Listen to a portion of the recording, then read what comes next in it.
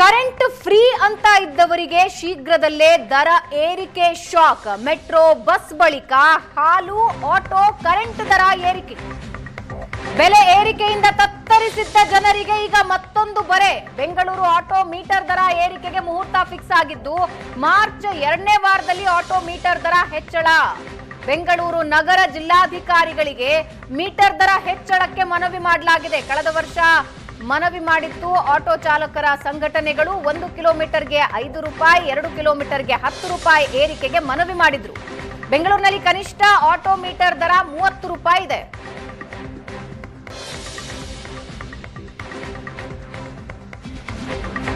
March 2ನೇ ವಾರದಲ್ಲಿ auto metre ದರ ಏರಿಕೆಯಾಗುವ ಸಾಧ್ಯತೆ ಇದೆ. ನಾಳೆ ಕಳೆದ ವರ್ಷಕ್ಕೆ ಮನವಿ ಮಾಡಿತ್ತು, ಮುಂದಿನ ವಾರ ಏರಿಕೆ ಆಗೋ ಸಾಧ್ಯತೆ ಇದೆ. ಬೆಂಗಳೂರಿನಲ್ಲಿ ಈಗ ಸದ್ಯಕ್ಕೆ 30 ರೂಪಾಯಿ ಇದೆ ಮಿನಿಮಮ್ ಚಾರ್ಜ್, ಕನಿಷ್ಠ ದರ.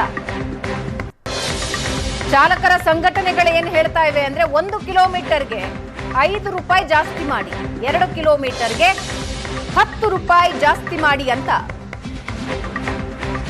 ಮನವಿ ಸಲ್ಲಿಸ್ತಾ ಇದ್ದಾರೆ. ಮೀಟರ್ ದರ ಏರಿಕೆಗೆ ಮುಹೂರ್ತ ಕೂಡ ಫಿಕ್ಸ್ ಆಗಿದೆ ಅನ್ನೋದು ಸದ್ಯಕ್ಕೆ ಬರ್ತಾ ಇರೋ ಮಾಹಿತಿ. ಮಾರ್ಚ್ 2ನೇ ವಾರದಲ್ಲಿ ಆಟೋ ಮೀಟರ್ ದರ ಹೆಚ್ಚಳವಾಗೋ ಸಾಧ್ಯತೆ ಇದೆ.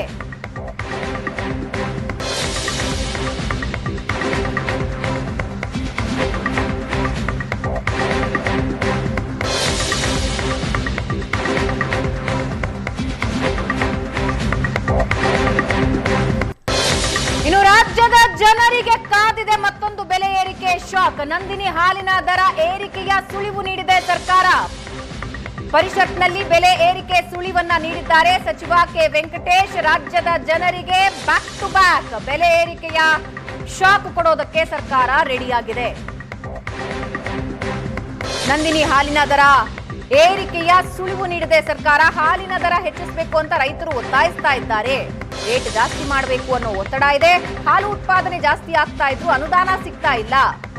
1300-1500 ಕೋಟಿ ಮಾತ್ರ ಬಜೆಟ್ ಹಂಚಿಕೆ ಇದೆ. ಹಾಗಾಗಿ ದರ ಏರಿಕೆ ಮಾಡಬೇಕಾದ್ರ ಬಗ್ಗೆ ಸರ್ಕಾರ ಚಿಂತನೆ ನಡೆಸ್ತಿದೆ ಅಂತ ಸೂಚನೆ ಕೊಡ್ತಾ ಇದ್ದಾರೆ.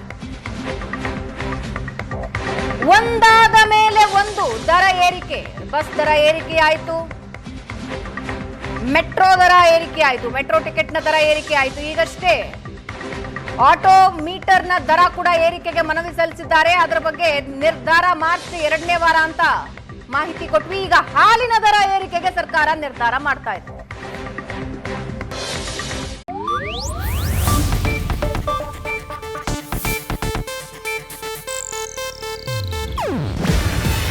ಇದು ಏಷ್ಯಾನೆಟ್ ನ್ಯೂಸ್ ನೆಟ್ವರ್ಕ್ ಪ್ರಸ್ತುತಿ. ನೀವು ನೋಡ್ತಿದ್ದೀರಾ ಏಷ್ಯಾನೆಟ್ ಸುವರ್ಣ ನ್ಯೂಸ್.